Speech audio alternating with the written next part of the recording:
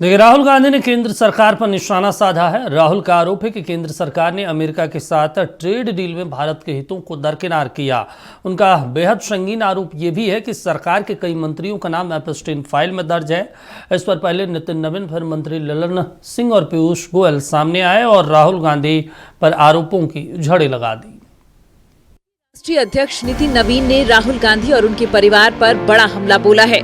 उनका आरोप है कि गांधी परिवार ने कॉम्प्रोमाइज मिशन चलाया। नेहरू जी ने कहा था कि 45 करोड़ जनता हमारी लायबिलिटी है। नेहरू जी का संबंध विदेशी ताकतों से था। नेहरू जी का सचिवालय CIA के लिए खुला रहता था। 1954 में तिब्बत में भारत के अधिकार को नेहरू जी ने चीन को सौंप दिया। राजीव गांधी ने रक्षा सौदों से रकम अर्जित की। राहुल गांधी विदेशी शक्तियों की कठपुतली हैं। राहुल की राजनीति कंप्रोमाइज लिगेसी को आगे बढ़ाने की है। कांग्रेस युवाओं को भटकाने में लगी है। के जो बब्बर शेर बन रहे हैं, तो राहुल को भी आपने देखा है किस प्रकार से विदेशी शक्तियों के कठपुतली बनकर वो काम करते हैं। ये दिखता है कि राहुल गांधी की पूरी राजनीति कंप्रोमाइज लिगेसी को ही आगे बढ़ाने वाली रही है, जिसके अंतिम दूत बनकर राहुल गांधी सामने नजर आ रहे हैं। और दूसरी ओर पूरे कांग्रेसियों की जो अराजकतावादी मानसिकता को राहुल गांधी लगातार आगे बढ़ा रहे हैं, वो दिखता है कि राजनीति की जो कंप्रोमाइज एटीट्यूड रहा है उनका, पहले देश की हितों को कंप्रोमाइज करना, देश की राजनीतिक दिशाओं को कंप्रोमाइज करना, और मैं तो कहता हूं कि बड़े पैमाने पे जो युवाओं का एक सकारात्मक सोच आगे बढ़ने की बात आती है, जो देश आज सबसे बड़ी युवा आबादी के साथ खड़ा है, उस युवाओं को भी गलत रास्ते पे भटकाने का काम कोई कर रहा है। तो ये सोनिया, राहुल और जो कंप्रोमाइज मिशन के तहत चल रहा है भारत के लिए, वो निश्चित रूप से हम सबको सचेत होने की बात है।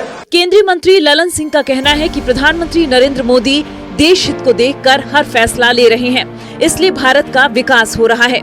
लेकिन ये राहुल को नहीं नजर आ रहा, क्योंकि वो गलत चश्मा लगाकर घूम रही हैं।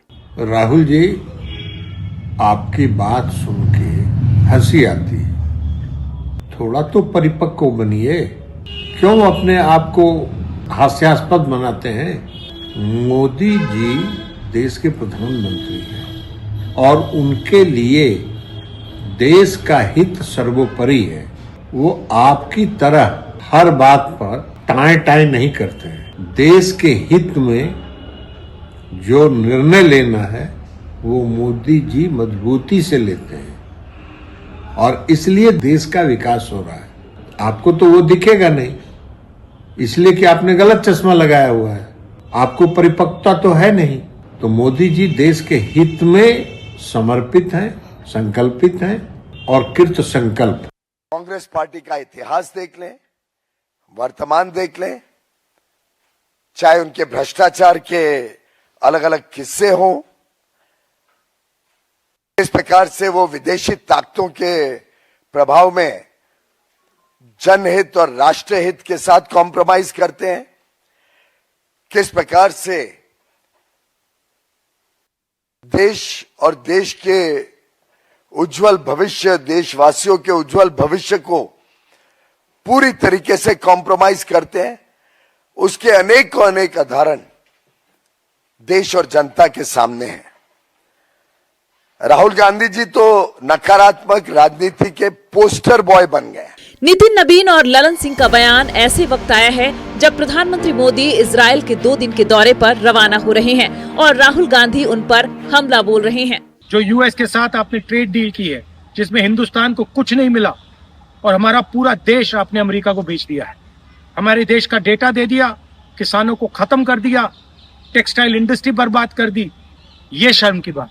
दूसरी शर्म की बात, एप्स्टीन जो पीडोफाइल है, उसकी फाइलों में, उसकी ईमेल में आपका नाम, आपके मंत्रियों का नाम और आपके दोस्तों का नाम, तीनों का एक साथ आ रहा है।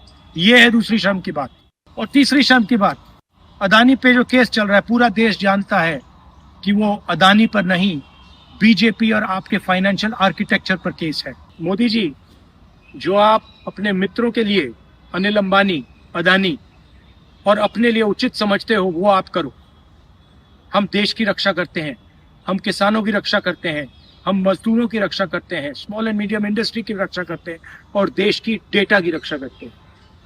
हम संविधान के लिए लड़ रहे हैं। कांग्रेस पार्टी के बब्बर शेरों कार्यकर्ताओं आपको डरना नहीं है, एक कदम पीछे हटना नहीं है। राहुल गांधी ने जिस तरह अमेरिका से ट्रेड डील और एप्स्टीन फाइल को लेकर बीजेपी को निशाने पर लिया है, उसको बीजेपी इग्नोर कर नहीं चल सकती थी। लिहाजा पार्टी ने इसका जवाब देने का फैसला किया और पार्टी के राष्ट्रीय अध्यक्ष की ओर से कांग्रेस के कथित कंप्रोमाइज मिशन पर प्रेस कॉन्फ्रेंस करना उसी पलटवार की नीति का अंग है। भाजपा के राष्ट्रीय अध्यक्ष नितिन नवीन ने कहा कि राहुल गांधी देश को कमजोर करने में लगे हैं, लेकिन सबसे बड़ा हमला केंद्रीय मंत्री ललन सिंह ने किया और कहा कि राहुल जी आप सुधर जाइए, नहीं तो आप बर्बाद हो जाएंगे। अब इस पूरे मामले पर सवाल बहुत महत्वपूर्ण है। राहुल गांधी का कहना है कि अमेरिकन फाइल में नाम आना शर्मनाक है या प्रदर्शन करना शर्मनाक है, लेकिन ललन सिंह ने राहुल गांधी को नसीहत भी दी है और राहुल गांधी पर प्रहार भी किया है। अपने से वीडियो जर्नलिस्ट मुकेश के साथ मुर्गबालम, नक्षत्र न्यूज, पटना। चलिए इस पर ज्यादा जानकारी के साथ न्यूज रूम चलते हैं, जहां पर हमारे रिपोर्टर हेड नलय जी हमारे साथ जुड़े हैं। नलय जी, बार बार राहुल गांधी ऐसे आरोप लगाते हैं, कोई प्रमाण नहीं सबूत करते। अब किसी ईमेल में, किसी फाइल में किसी का नाम जिक्र हो जाना थोड़े अपराध तय हो जाता है। अब इतने बड़े नेता हैं, उनको ये बात समझ नहीं आती है क्या? देखिए दीपक, आपका भी कहना कहीं ना कहीं सही है कि बार बार राहुल गांधी के द्वारा ऐसा किया जाता है और सिर्फ ये आज की ही बात नहीं है। आज देखिए बहुत महत्वपूर्ण मुद्दों पर समझौता करने के लिए प्रधानमंत्री आज इजराइल गए हुए हैं और आपको पता ही है कि जो अभी जो खाड़ी देशों के जो हालात हैं वो कितने संवेदनशील हैं और पूरे विश्व की नज़रें जो हैं वो उस पर है। इसके बाद प्रधानमंत्री के विदेशी दौरे के बीच नेता प्रतिपक्ष, देखिए नेता प्रतिपक्ष भी कोई मामूली कोई पद नहीं है, ये पूरे विपक्ष का प्रतिनिधित्व करते हैं, उनके वो नेता हैं और उनकी हर बात को महत्वपूर्ण तरीके से देखा जाना चाहिए। लेकिन आपने जो पहली बात कही कि क्या ये उचित है, तो आप याद कीजिए कि इससे पहले भी राहुल गांधी ने अमेरिका जाकर भी देश की किरकिरी करवाई है और वहाँ जाकर अपनी भद भी पिटवाई है। इस बात को सभी जान रहे हैं। अभी देखिए एआई समिट जब चल रहा था उस वक्त जो टॉपलेस जिसको आप कह सकते हैं, शर्ट उतार कर जो प्रदर्शन हुआ, उसमें भी देश की किरकिरी हुई, पूरे विदेश से मेहमान आए हुए थे और वहाँ पर ये जो घर की लड़ाई है, देखिए ये घर की लड़ाई है, सीधी सी बात है। अगर प्रधानमंत्री और नेता प्रतिपक्ष या सत्ता पक्ष और विपक्ष की भी जो बातें होती हैं तो जाहिर सी बात है कि वो एक दूसरे पर आरोप और प्रत्यारोप करते हैं, दोषारोपण करते हैं, लेकिन ये अपने घर के अंदर की बात है। लेकिन अगर आप कहीं बाहर जा रहे हैं या वो कहीं बाहर से लोग आ रहे हैं, उनके सामने इस तरह का प्रदर्शन कतई नहीं था। और अभी देखिए कांग्रेस भी इस मुद्दे पर बैकफुट में है। आज अब राहुल गांधी ने जो आज ट्वीट किया है और उन्होंने जो बयान दर्ज किया है जिसमें उन्होंने साफ तौर पर कहा है कि आप अडानी को बचा रहे हैं, उनके ऊपर पिछले 1 साल से कोई उन पर कार्रवाई नहीं हो पा रही है, आप जाहिर सी तौर पर जो है आपके फाइनेंसर हैं, आपकी पार्टी के फाइनेंसर हैं। और साथ ही साथ इसके अलावा उन्होंने एप्स्टीन फाइल का जिक्र किया। देखिए एप्स्टीन में अभी भी बहुत कुछ स्पष्ट नहीं है और इस पर भी विवाद चल रहा है, लेकिन इससे कहीं ना कहीं ये माना जा सकता है कि विदेशी प्रवास के दौरान ये बातें नहीं करनी चाहिए और बिना किसी पुख्ता प्रमाण के। जी दीपक। अच्छा, एक और महत्वपूर्ण चीज़ है, राहुल गांधी आमतौर पर हमेशा बोलते रहते हैं और उनके बातों पे कोई उतना सीरियसली तवज्जो भी नहीं दिया जाता है, आमतौर पे कभी कभी कुछ होती है तो। लेकिन आज प्रधानमंत्री मोदी विदेश दौरे पर गए, उसी दौरान उन्होंने एक वीडियो जारी किया राहुल गांधी ने। उसके बाद केंद्रीय जो उनके राष्ट्रीय अध्यक्ष हैं उनको मैदान में उतरना पड़ा, केंद्रीय मंत्री पीयूष गोयल को उतरना पड़ा, ललन सिंह को बोलना पड़ गया। आखिर कहीं ना कहीं बीजेपी को कुछ तो दिखा होगा कि राहुल गांधी कुछ ऐसी बातें कर रहे हैं जो अंतर्राष्ट्रीय स्तर पर दिक्कत पैदा कर देगी भारत के लिए। बिल्कुल, देखिए राजनीति है और जब राहुल गांधी नेता प्रतिपक्ष है और वो जब बोलेंगे तो जवाब में सत्ता पक्ष भी जरूर कुछ ना कुछ बोलेगा। चाहे आप पीयूष गोयल की बात कीजिए या फिर नितिन नवीन की बात कीजिए या फिर ललन सिंह की बात कीजिए, रिएक्शन तो ज़रूरी है।